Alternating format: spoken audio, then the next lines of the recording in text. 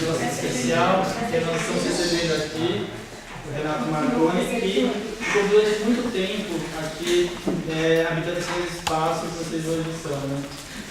Nós já fomos vizinhos, né? Tivemos discussões, disciplina, enfim, então é um prazer muito grande, não só como coordenador aqui ter um tema tão interessante como o que o Renato traz, mas também de uma perspectiva, uma dimensão pessoal, né? Até um bom amigo, e eu acho muito, quem teve a oportunidade de conhecê-lo melhor, sabe que é sempre muito interessante travar um diálogo com o Renato. Depois ela conta a outra perspectiva. Bem, Renato, eu acho que o Renato hoje está na Unifesp, né, como professor da Unifesp. Eu agradeço muito a sua vinda. Eu deixo as maiores complementações com você, também. Então, boa tarde.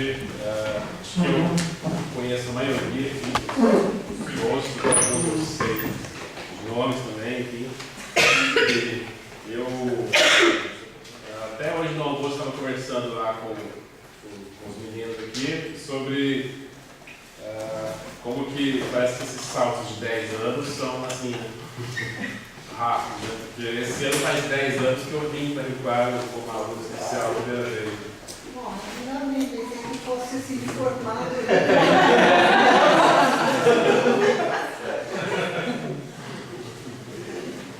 E como que a cada salto desse a gente vai ter uma percepção diferente do tempo, enfim, uma relação até, no meu caso, mais proveitosa, né? Enfim. E hoje eu resolvi voltar e falar não sobre pesquisa, exatamente pesquisa que eu esteja fazendo, que eu esteja planejando fazer, porque eu sentia que essa era uma rotina que eu sempre falava sobre esse tema aqui, né, sobre as pesquisas que cada um está fazendo, enfim, e algo que agora, como professor do outro lado, que eu fui pego várias vezes, digamos, de surpresa, acho que é uma palavra que eu posso usar, pela experiência, enfim, situações que a gente não imagina que vai acontecer, situações ali, da estrutura da universidade, da parte, às vezes burocrática, às vezes política, de como que essas coisas têm um impacto muito grande na pesquisa também. E não é simplesmente, não são dois mundos separados, né? Que, às vezes tinha aquela sensação de, eu não gosto de trabalhar com gestão, então eu só vou pesquisar. E de repente você se vê no meio de algumas regras que a sua pesquisa muda de caminho, ou então ela para, ou ela deixa de fazer sentido, porque algo aconteceu do outro lado daquele muro, que, pelo menos na minha época aqui, havia esse sentimento de que gestão fica do outro lado do muro da pesquisa da universidade, né? Não necessariamente gestão de você assumir um cargo, etc., mas de participar como que essa participação na vida política da universidade no dia a dia pode, às vezes, não só potencializar a pesquisa pode continuar igual, mas pode dar um sentido para ela. Você vê aquilo fora dos seus grupos de discussão, enfim, que é uma coisa que, pelo menos no tema que a gente se propõe a trabalhar, que é esse da inclusão, a minha opinião é que se a gente não conseguir sair, se torna uma coisa obsoleta, né? Se torna um grupo que se reúne para, como se fosse uma análise sociológica interna, né? Só para a própria universidade entender o que está acontecendo e seguir à frente. E até no resumo que eu enviei, as etapas dessa luta por pensar em inclusão de pessoas com deficiência, especificamente esse grupo que eu estou falando. Quando eu digo inclusão sozinho, eu posso pensar em várias outras coisas, né? Mas especificamente nesse tema de inclusão de pessoas com deficiência. Mesmo quando eu comecei a lidar com esse tema em 2005,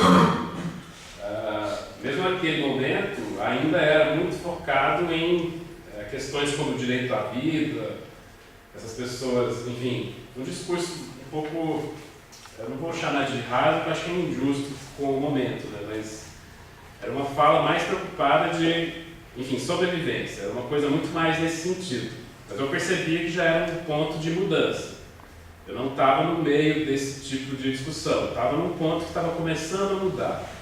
E a prova disso era que já apareciam alguns intrusos no campus onde eu estudava, né, que seriam pessoas surdas não, as pessoas cegas, já apareciam ali algumas, enfim, cadeirantes, já começou a aparecer alguns na universidade, e a primeira reação muitas vezes era um pânico, misturado com uma falta de confiança, do tipo, esse conjunto de conhecimentos, para eu acessá-lo, eu não vou conseguir sem tendo privados alguns sentidos, enfim. E era um discurso que também se refletia na prática, que tanto minhas pesquisas como de outros conhecidos, eles acabavam concluindo algo parecido. Que havia uma resistência para que não houvesse essa entrada desse grupo, né? Tentando fazer um discurso que não, digamos, dourar a pílula, né? Alguma coisa do tipo, quem sabe a gente pensa num currículo menor, um currículo simplificado para esse grupo, porque tem países que fizeram isso. E a Índia é um exemplo. Enfim, como eu fiz no sanduíche lá, eu pude ver isso de perto. E a escolha política foi criar um currículo simplificado de matemática, com conteúdo de aritmética, mas que não avança para a álgebra. E no final dá-se o mesmo certificado, mas com um asterisco ali. E aquele asterisco você não vai conseguir entrar na universidade, enfim. Então era uma falsificação dessa questão da inclusão, né?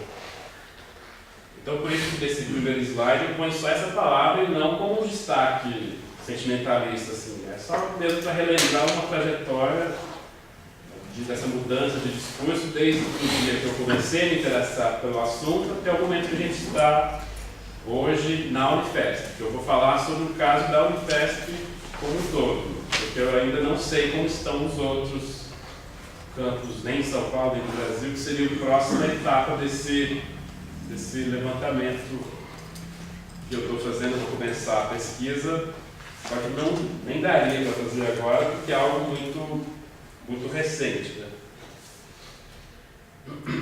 E aí depois de superada essa questão pela vida, enfim, que se tornou uma coisa naturalizada, aí veio outras discussões, como incluir essas pessoas na universidade, como que a gente vai fazer isso?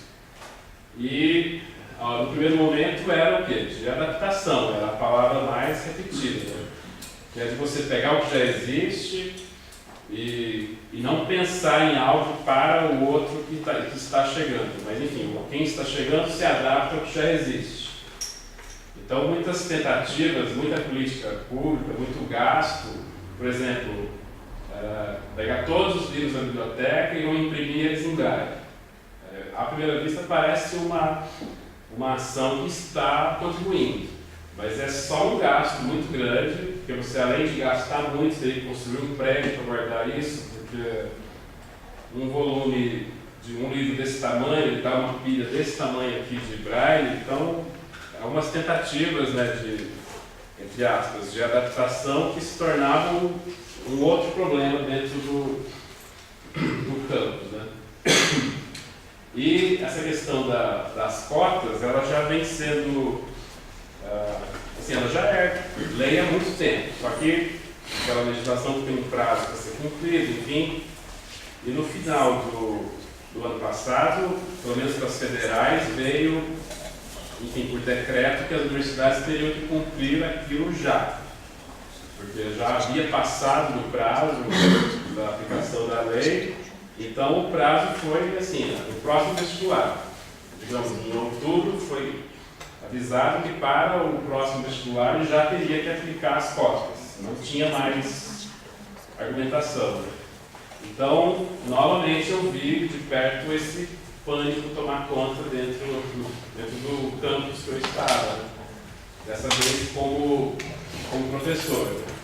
E lembrando da experiência da época da graduação, que eu vi esse pânico em menor escala acontecer, porque ele acontecia em algumas faculdades, que eram as faculdades onde entrava eventualmente algum aluno, digamos, diferente.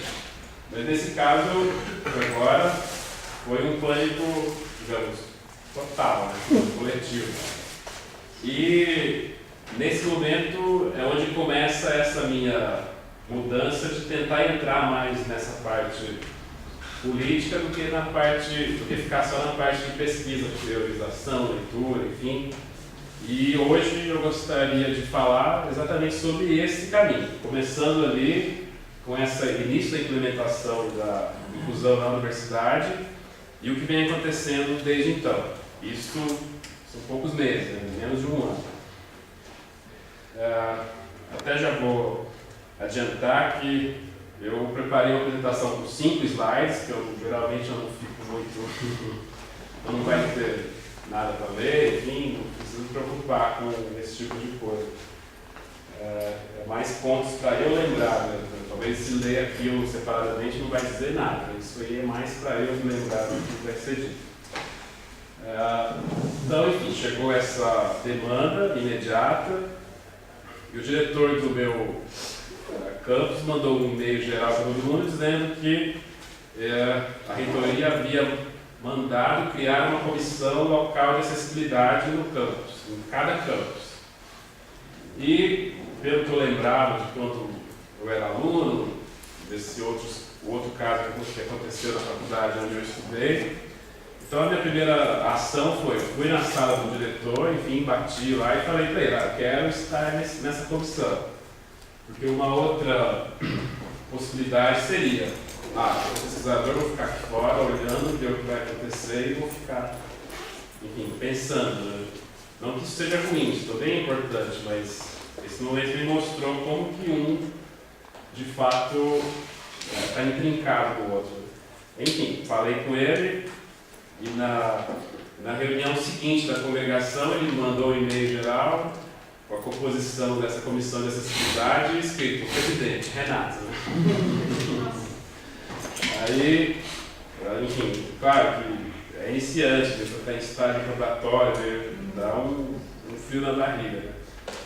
Aí eu falei para ele, você tem certeza? Daí ele me disse, você foi o único que pediu para entrar, os outros eu tive que delegar. Né? Então eu escolhi uma pessoa de cada área e você apareceu aqui, eu não tive dúvida, é você. Aí, bom, então a gente começou esse trabalho. Né? Daí, por que eu coloquei esse laudo? Né? Inclusive ontem eu não tinha pensado em falar sobre isso, né? Como que isso está conectado com essa criação da comissão de acessibilidade. E ontem na banca de qualificação que eu participei, da ilha, né, que o Roger estava junto, esse assunto surgiu, a gente falar sobre o papel do laudo dentro da sala de aula, especificamente, para a educação. Em momento algum eu discuto se ele deve ou não existir ou ser produzido, enfim, porque eu não tenho, enfim, capacidade de falar nada sobre isso, mas eu tenho certeza que ele é importante em algum momento, em algum contexto. Então, o que aconteceu nesse momento da criação do Comitê de Acessibilidade era o quê? Como que a gente vai decidir quem é e quem não é, assim, quem é e quem não é uma pessoa com deficiência para ela entrar pelas cotas. Porque só entra quem tem um laudo, mas quem é que vai fazer esse laudo?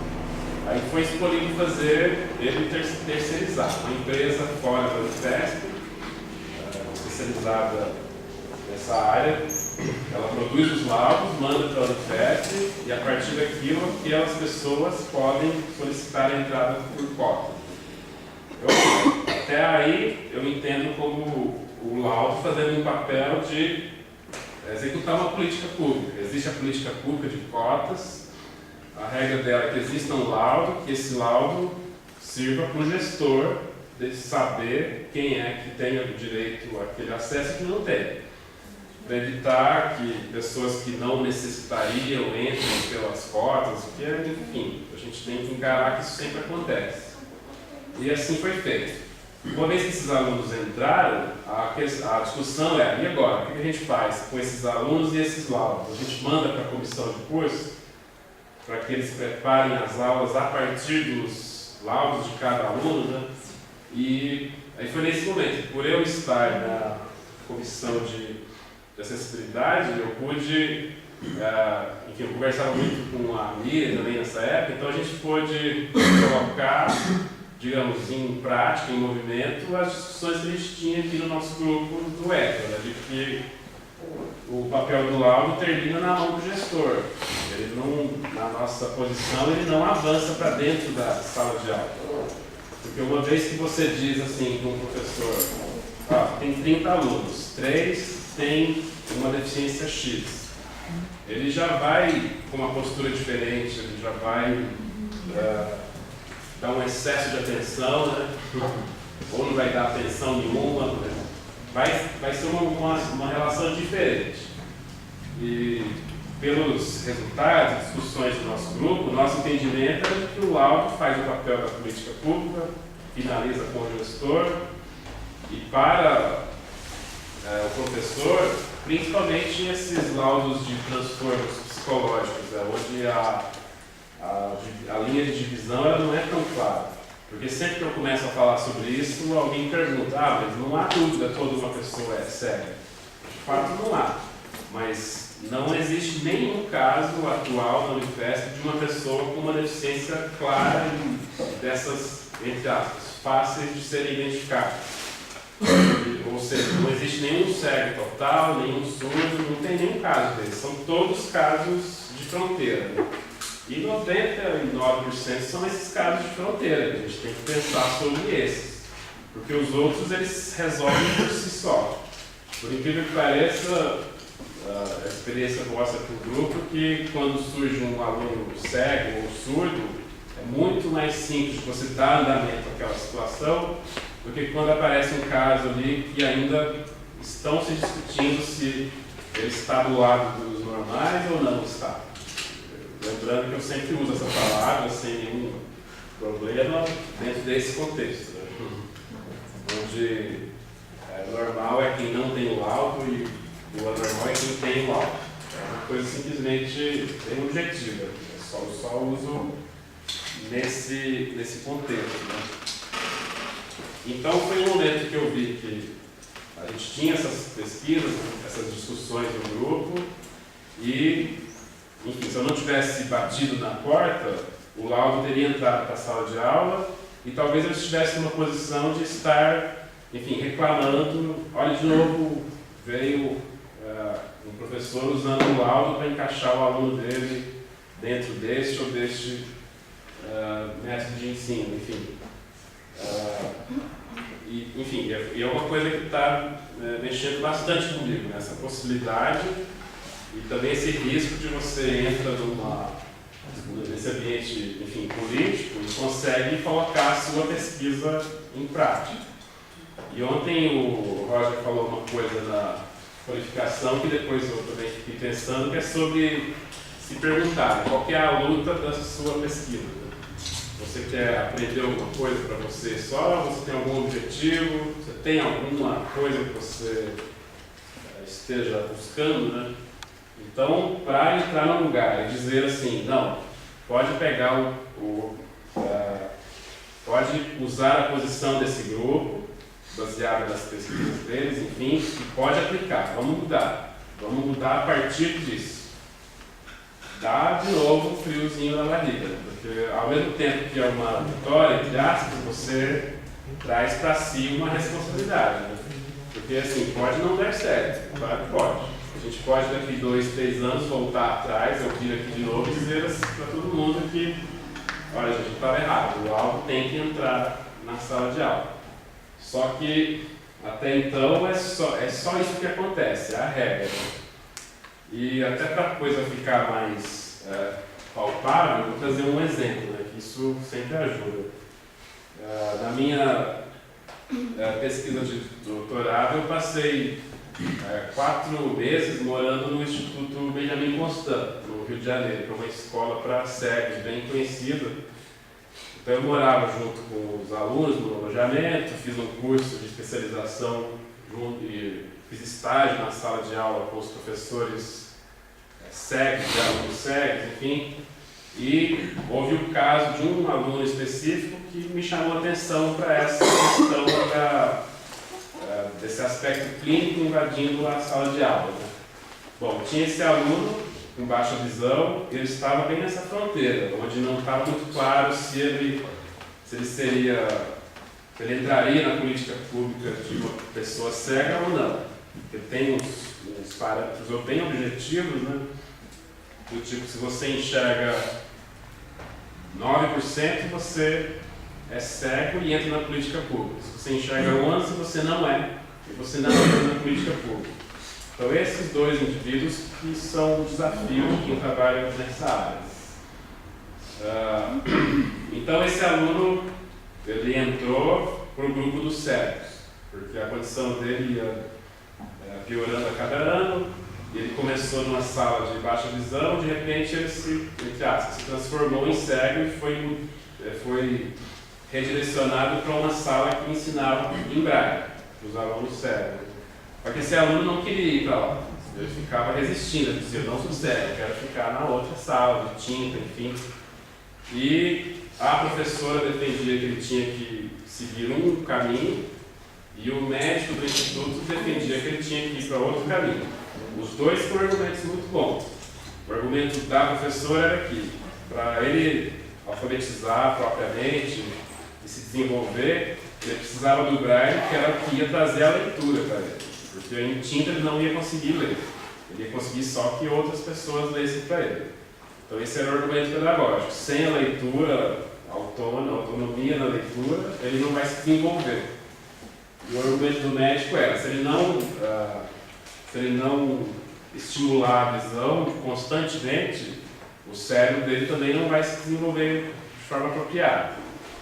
E esse embate durou alguns meses enquanto eu estava lá, e a conclusão é que ele seguiu, dentro da sala de aula, a indicação dada clínica do médico. Então, optou-se pelo desenvolvimento do cérebro, ao invés de uma autonomia de leitura. E para mim foi um caso muito emblemático. No momento ali eu não sabia dizer, não tinha opinião, estava só assistindo, né? E hoje, quando aparece esse tipo de situação na Unifesp, eu me vejo naquele dilema, né? De uso o laudo, ou então eu, digamos, confio no grupo, no que a gente vem falando, e coloca isso em movimento, ao invés de ficar só naquela postura de ver acontecer, fica de fora, aí faz críticas, escreve várias coisas, e quando alguém chama, você não quer entrar aqui para colocar isso em prática? Em geral eu vejo um recuo quando isso é proposto, com argumentos do tipo, falta pesquisa, falta experiência, isso sempre vai faltar, pelo menos no que eu entendo, né?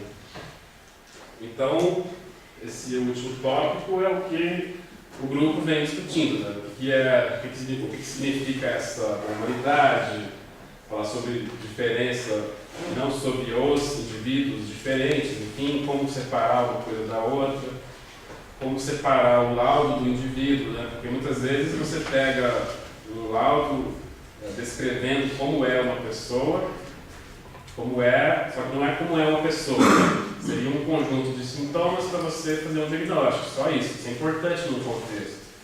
Você dá um certo tratamento para aquela pessoa. Mas quando o professor pega isso em mão, ele começa a extrapolar um pouco, que eu já vi isso acontecer também. Tipo, ok, tem aquele aluno que tem um laudo, e no meu papel diz que quem tem esse comportamento também tem transtorno. Ele começa, o João Pedro também tem. Começa a marcar, né? Começa a ter uma interferência que eu acho que não é muito interessante. Por isso, hoje, a minha defesa é que esse laudo pare na mão do gestor, que ele não entre para influenciar nas estratégias de sala de aula. De novo, lembrando, eu não estou falando de casos explícitos, do tipo, uma pessoa que é totalmente cega, obviamente, serão buscadas outras estratégias de trabalhar com ela. Ela não vai dizer assim, esconder aquilo, negar aquilo, mas isso é a minoria. A maioria fica numa área um pouco mais cinza, assim, mais difícil de você definir. A gente tem essa busca por definição, né? E para criar política pública, para criar estratégia de ação dentro da universidade, isso é necessário. O desafio que eu acho é conseguir separar o uso do laudo é para um objetivo, e não é para você sobrepor ele em cima daquela pessoa. Esse que é o grande foco meu teórico no momento, né, de conseguir fazer essa separação na formação do professor já. Para que ele esteja preparado de chegar na sala de aula, se ele vier a receber o laudo, ele sabe separar as coisas. Aquilo ali não é o aluno dele, aquilo ali é um diagnóstico de uma das muitas coisas que aquele aluno representa. Então, dessa comissão local, foi criada uma comissão central, que é na reitoria, e quem compõe essa comissão central são os presidentes dessas comissões locais, né? Então, e é uma coisa até que eu comecei a conversar com a Maria aqui antes da apresentação, que é uma característica muito própria do campus de Diadema. Então, um campus novo, um curso novo, a média de experiência de sala de aula dos professores que estão ali, ela é relativamente pequena, então é um aprendizado em conjunto. E isso acaba, por um lado, gerando insegurança, mas por outro, dá muito espaço para quem está começando, para tentar arriscar algumas coisas, enfim. Obrigado. E o que seria muito difícil de acontecer em um lugar consolidado. Eu entrar em um lugar consolidado e ter acesso a esse tipo de ambiente político onde as mudanças de fato acontecem, né? Então, enfim, esse comitê central vai ter a responsabilidade de definir como será realizada essa política de recepção dos alunos. Tudo, desde o momento que eles chegam para fazer a inscrição vestibular até a formatura, né? Como vai ser esse trajeto dele. E aí, eu trouxe isso para dizer o quê? Para cada um pensar. A pesquisa que eu faço hoje, se alguém me disser, traz essa pesquisa e aplica aqui no campus da universidade e assume a responsabilidade. Será que a gente está preparado, né? Aí eu percebi que você sentir que a pesquisa está embasada, está robusta, passa por isso. Se alguém te chama para usar isso, você tem coragem, né? Trocando em miúdos, né? Você se sente seguro. Eu não estou falando de você tem certeza que vai dar certo? Porque isso é bobagem, não estou falando isso. Mas vocês se sentem seguros de tentar? Isso aí é uma coisa que se transformou em algo importante para mim de um ano para cá. Enquanto eu estou trabalhando, eu fico sempre pensando, será que eu teria segurança de levar isso à frente, né? Ao invés de ficar só, enfim, protegido atrás de uma revista, etc. E só para falar rapidamente de alguns lugares onde essa comissão de acessibilidade começou a atuar. E no momento inicial eu pensei que seria só internamente, ali dentro do campus.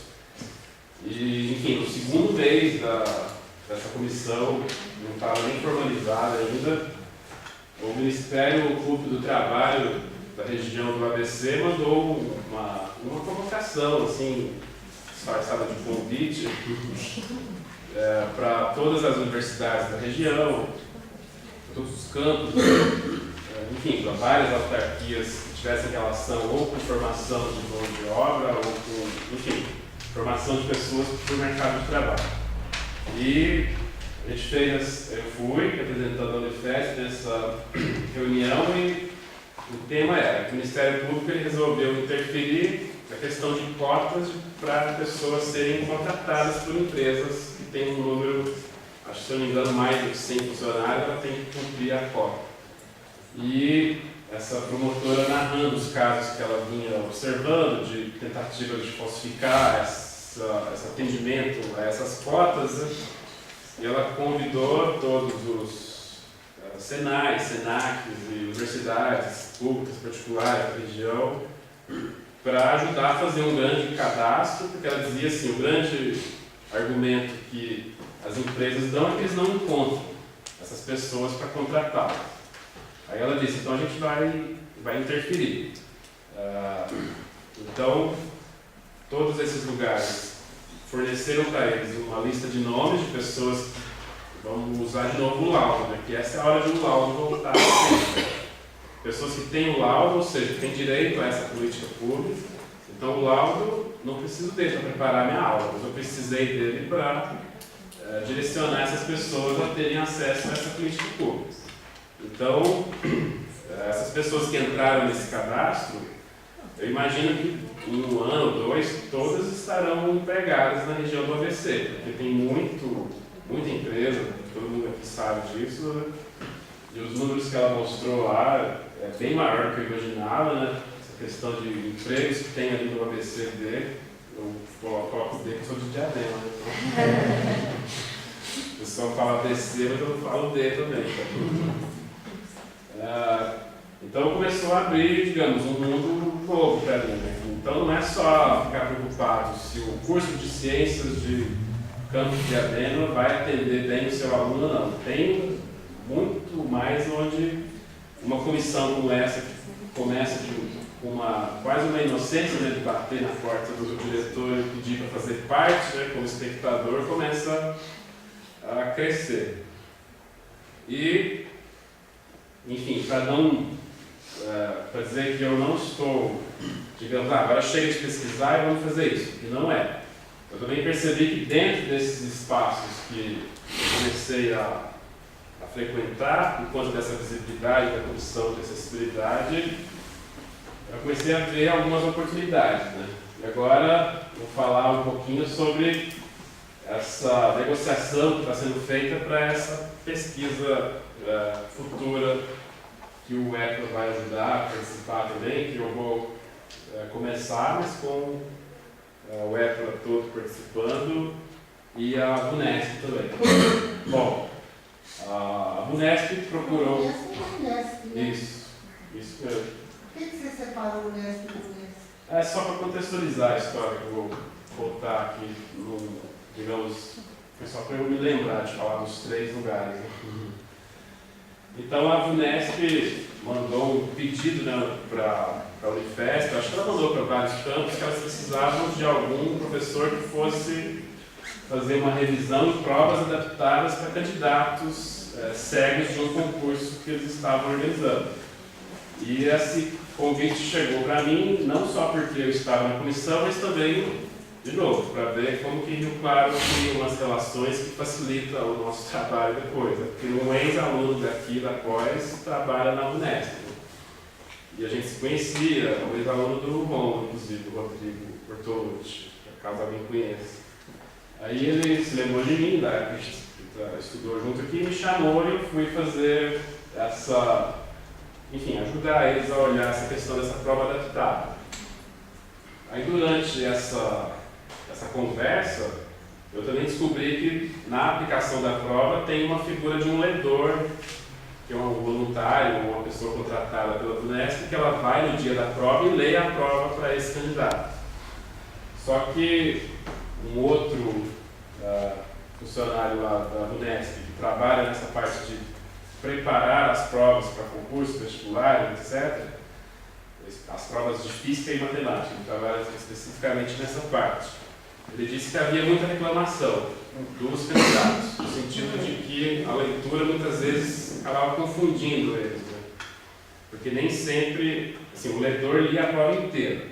Então, se fosse alguém que não era da área de exatas, teria dificuldade de ler algumas simbologias. Isso causava, às vezes, atrapalhava esse candidato. E eles também tinham medo de um outro leitor que, enfim, no momento ali de pressão, ajudasse o candidato a fazer a questão, algumas coisas desse tipo, né?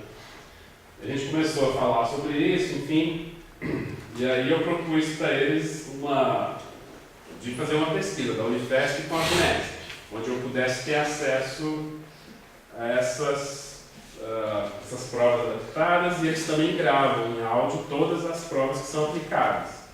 Vou pegar essa gravação e tentar fazer um trabalho no sentido de perceber a influência desse ledor no momento da prova. Se ele estaria influenciando de forma a pensar em retirar ele de alguma maneira. Ele poderia estar o atrapalhando, o ajudando. E a Unesp tem essa preocupação muito grande, claro, né, da questão da legalidade, né, porque qualquer problema desse tipo no vestibular grande como o da Unesp dá um prejuízo, um trabalho, um transtorno muito grande. E eles até me disseram que até 3 anos atrás o número de candidatos era muito pequeno. Os candidatos que vinham solicitar ledor, solicitar condições especiais. Isso vem aumentando muito rapidamente, assim, de, sei lá, coisa de 300%, 400% por ano, né? Porque, claro, começa de 2, 3, então no início a curva é rápida, né? E eu contei para eles sobre essa experiência da Comissão de Acessibilidade e disse, isso vai aumentar. Porque só em Diadema são 80 vagas e até agora a gente só preencheu 9, então vai aumentar. Até no curso de Medicina da Unifesp entrou pessoas por cota com deficiência já. O curso de... A direção da Medicina estava bem... Era a mais apavorada de todas, com medo do que fazer. Mas entraram já, acho que 4 alunos lá com algum tipo de deficiência, assim, que é o que eu digo, com laudo. Que é algo que não me interessa tanto o conteúdo desse laudo, mas está havendo um movimento. Então, o momento que nós estamos agora é de negociar como que isso vai acontecer, para não ter nenhum tipo de problema ético, enfim, porque usar as provas que foram aplicadas, tudo bem, que ela depois do vestibular passa, do concurso, ela é aberta. Mas o grande problema são as gravações durante a aula, que é disso que a gente precisa para trabalhar. A prova em si não me traz muitos elementos, mas a gravação sim. Aí eu só coloquei o Unesp, Unesp e Unifesp, porque chegou o Unifesp com a Unesp e no primeiro momento, inclusive acho que um dos que estão na direção agora é o Pião, que era diretor aqui quando eu era aluno. E ele disse que ele nunca tinha participado de uma pesquisa que não fosse da Unesp. Ele tinha que pensar como executar isso, né? Alguém que não fosse da Unesp entrar e ter acesso aos dados da Unesp para fazer uma pesquisa. Então a gente está nesse momento. Aí quando eu falei no EPRA que tinha a mira, isso facilitou. E foi só por isso que eu fui no Unesp separado, para ver que quando entra de novo esse histórico de impar, enfim, pela participação do professor daqui, isso já abriu um pouco mais as portas. Né? Então, o momento que a gente está agora é de negociar como isso vai ser feito, até por isso que eu não quero ficar dando detalhe de nada, né? Eu ainda não sei que tipo de acesso eu vou ter, quanto tempo, mas o que é mais importante para mim é a consequência disso. Nas reuniões que eu já fiz lá com a direção da Unesp, ficou acordado que essa pesquisa vai resultar no padrão de provas que a Unesp vai executar para pessoas cegas, com deficiência visual a partir do final da pesquisa. Então, digamos, é uma coisa, de novo, que dá um friozinho na barriga de novo, né? Que, enfim, tem que ficar muito seguro de que isso não vai piorar mais ainda a situação, né? Que vai contribuir, não vai ser mais um muro a ser escalado. Né? Então, a parte tem que ser muito bem pensada, enfim, e até para uma coisa que eu falei para a Ida ontem na qualificação, que tinha uma parte que ela dizia que demorei tantos meses para negociar, enfim, a minha ida à escola, né? Já tem, começou em novembro, de novembro até agora, a gente ainda não decidiu como que faz a parceria. Né? Só tem uma boa vontade muito grande entre as duas partes. Aí em janeiro mudou a direção, tive que começar tudo de novo. Né? Então é só para dizer que isso acompanha de fato a gente pela vida toda, não é só na pós-graduação. Mas pelo resultado que a gente quer buscar, certamente eu acredito que vale a pena. Bom, eu vou parar por aqui, porque ontem até tomei uma bronca, eu falei demais à tarde. Vamos espaço para pergunta.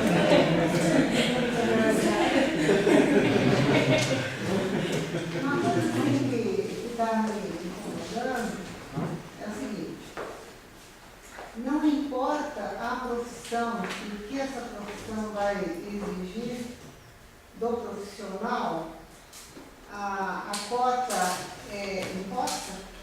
Isso aí foi a primeira pergunta que a representante da medicina fez naquela comissão de acessibilidade, né? E o que foi respondido é que quem vai definir isso são as entidades de classe depois. Porque uma pessoa pode se formar como médica e a classe, depois, enfim, o Conselho Regional de Medicina é que vai definir as regras para ela atuar no trabalho.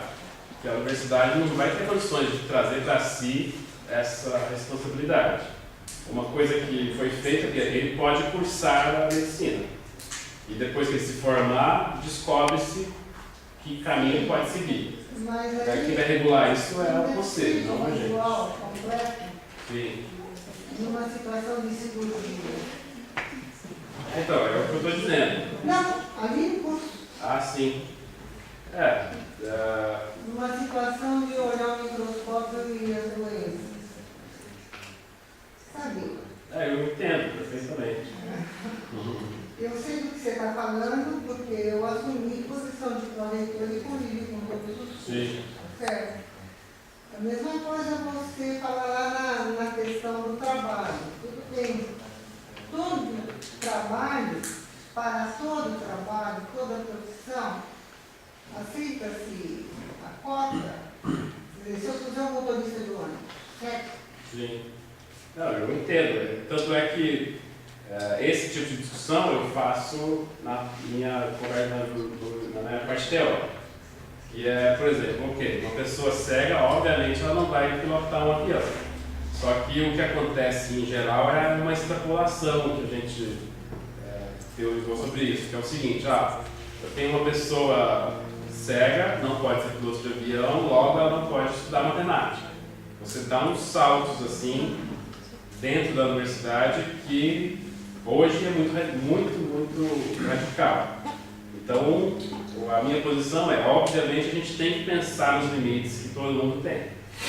Só que a gente tem que tomar muito cuidado para não extrapolar isso para levar o limite para a pessoa, como um todo. Dos dois lados. Isso, Então essa negociação é muito mais política do que teórica. Porque, como eu estava dizendo na nossa conversa, eu poderia, digamos, ver isso acontecer e ficar de fora reclamando, dizendo, isso aí não vai dar certo, mas o fato é, eles vão entrar. Tem mais, né? Tem mais. É interessante você fazer isso, porque é uma questão que eu tenho discutido com um grupo, é o seguinte: quais as propostas da universidade para a sociedade do Brasil? A universidade se cala, ela não fala, ela tem medo de falar. E quem tem que falar é a universidade, não sou eu, não é você. Você é o reitor, é o meu reitor. Sim. A gente que fala pela universidade. E também, por exemplo, nesse caso, é uma proposta importante de política pública sobre um fato consumado. Sim. Certo? Qual a proposta da universidade? Então você tem aí uma possibilidade baseada em estudos feitos em nome de uma universidade, você está assumindo uma posição naquela comissão, em nome dessa universidade, que o seu diretor te indicou. Olha como é importante. As pessoas não gostam da administração. Né? Mas é isso. E você pode falar nesse caso e nos outros. Os outros? Outros casos, por exemplo, a respeito do ambiente, que proposta a universidade tem apresentado? A respeito de saúde pública, a respeito agora de salários e etc. Qual é a proposta da universidade? Eu estou vendo gente reclamando. Eu não vejo proposta. Eu também. Sim, mas eu encontro o que você está dizendo. Tem alguém inscrito de mim? Me pergunta, você falou um pouco das políticas de acesso. De alguma maneira, o laudo ele ajuda a garantir um certo direito de acesso. Isso. De alguma maneira, essas políticas de acesso, em geral, quando se fala da universidade, sempre pensa a pessoa com deficiência. Então, o laudo é um laudo geral, né? Você não pensa um laudo para uma pessoa com um certo modo de pertencimento, ou com certa deficiência, com outra deficiência, enfim, é laudo. Assim, então você pensa que porcentagem de pessoas que estão nesse grande grupo dentro ou fora. De alguma maneira, nós talvez tratando em cima um pouco do que a Maria falou. Já existe alguma discussão nessas comissões sobre a política de permanência para essas pessoas que de alguma maneira tiveram esses direitos atendidos, assim? Como que a gente pensa a universidade formar um médico que é uma preocupação com isso, pelo menos? Então, essa pergunta que você fez é uma comissão de acessibilidade vai ter que criar ao longo do tempo agora. É que, obviamente, a comissão foi criada e começou a se preocupar com o dia da matrícula. Foi a primeira coisa que a gente se preocupou, né? Porque Diadema, a Maria até já foi lá, a gente não tem o campus pronto ainda, são os prédios improvisados, então a maioria não tem elevador, escada, etc. Então, a primeira ação nossa foi viabilizar o dia da matrícula. E aí a gente está dando um passo cada vez. Ok, agora entrou a aluna. E aí eu recebo toda semana e-mail de coordenador de curso, professor, dizendo, olha, aquela aluna que entrou, ela pediu isso. Como que eu faço? Aí o papel dessa comissão, que tem pessoas de todas, da parte administrativa toda e da parte representando a academia também. Tem dos dois lados. Isso facilita muito, porque se eu preciso de uma tomada que seja baixa, porque aquela é muito alta. Tem alguém nessa comissão que faz isso acontecer. Não fica só professores pensando sobre, sem acesso à administração para poder executar. Então a comissão está construindo essa resposta aos poucos. Eu acho que o que eu quero dizer é isso. A gente já tem resposta sobre como fazer na matrícula. A gente já sabe que tem uma experiência de uma vez. Como atender os pedidos dos alunos de maneira rápida. A gente já criou um fluxograma para cada caso. Isso a gente sabe, mas essa resposta está sendo construída. Né? Acho que demora alguns anos para eu ter mais o que falar. Alguém tem mais perguntas? Esse rapidamente ontem, né? Sou Priscila, eu trabalho no Instituto Federal de São Paulo. Eu tive a oportunidade de fazer um curso de educação inclusiva lá, onde veio um professor do Instituto de Habitação dar curso para a gente. E uma fala dele ficou muito, me acompanha muito. Que é um lema que eles usam lá, que é um nada por mim sem mim. Né? É isso. E, inclusive, ele usou muito esse lema na palestra dele para questionar a elaboração de políticas públicas pensadas para sexo e número cego, por exemplo. E aí eu fiquei pensando nisso no contexto da prova da Unesp, né? Em que momento chamaram esses cegos também para serem ouvidos. Sim. E ontem, inclusive, eu sigo o Teatro Municipal de São Paulo e eles vão oferecer essa semana um espetáculo de ópera com autodescrição para pessoas cegas. Né? Então, assim, a gente vê que muitas vezes a sociedade já não está muito além, mas passa à frente da escola e a escola ainda tem algumas coisas para tentar acompanhar, né, essa participação das pessoas. E aí a pergunta é nesse sentido, assim, se vocês nessa comissão, vocês têm essa preocupação também de chamar os alunos, né, os alunos adolescentes para serem... Aí você separa as coisas. No caso da comissão, acontece bem o contrário, são os alunos que nos procuram.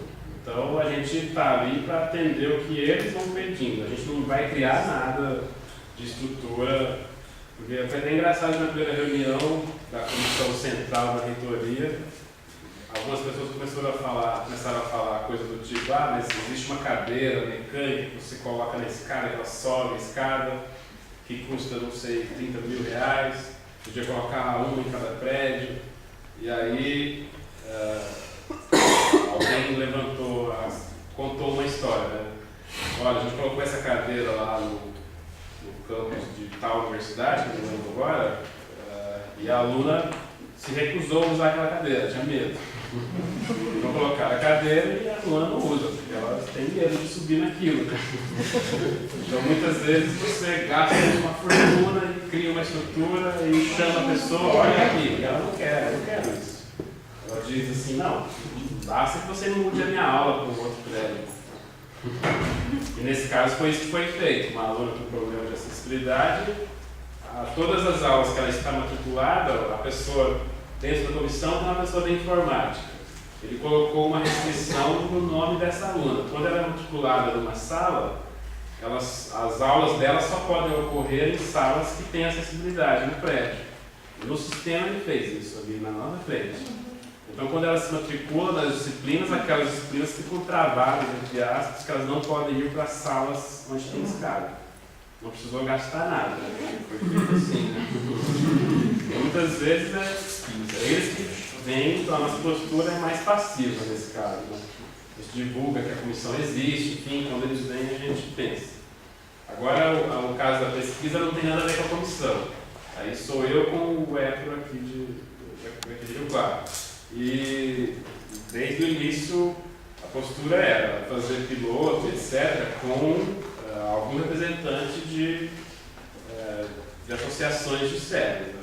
Ou de pessoas com deficiência visual.